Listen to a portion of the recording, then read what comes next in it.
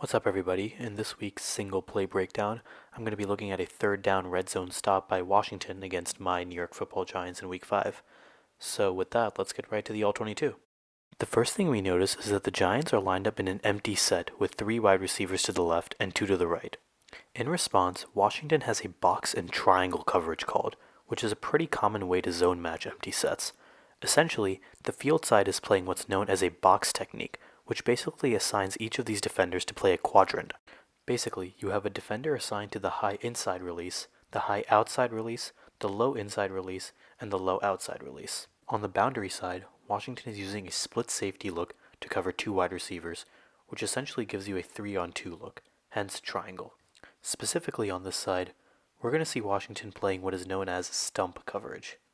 In a stump coverage, you have the cornerback lined up in an off alignment, and his role is to play man on the number 1 unless the number 1 runs a hitch or shallow drag, in which case he would bail to defend the deep corner. If the number 1 does in fact run this kind of hitch or shallow drag, the apex player will then wall off the outside shoulder of the number 2 and then move towards the flat to defend the hitch route from the number 1, whereas he normally would be playing man on the number 2.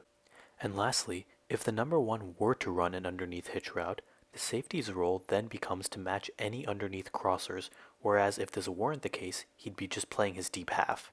With all that out of the way, let's now move to what the Giants have called on offense.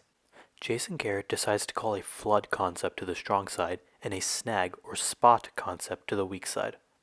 As shown here, the intent of the flood concept is to put the field corner in a high-low conflict. However, given the box coverage look Washington appears to be deploying, this is honestly not a good play call to attack this coverage, as there are defenders assigned to both the low outside and high outside release.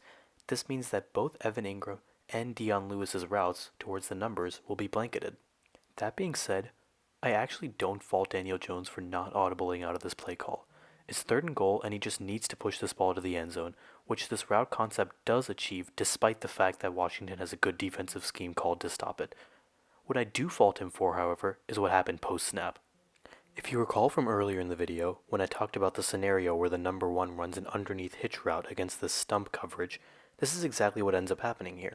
So, the cornerback bails to the deep corner of the end zone rather than playing man on Tate, and the safety plays downhill against Tate's underneath route, which ultimately puts the corner in a one-on-one situation against Darius Slayton's 7 route. As we proceed through the play, we're going to see that Jones's initial read is that strong side flood concept, which is completely shut down by Washington's box coverage. However, even though Washington has a pretty good defensive play call here, Jones definitely shares some of the blame. Not only is he very slow to recognize a relatively common defensive call against empty sets, but he also steps right into a sack while taking a very long time to process what's happening.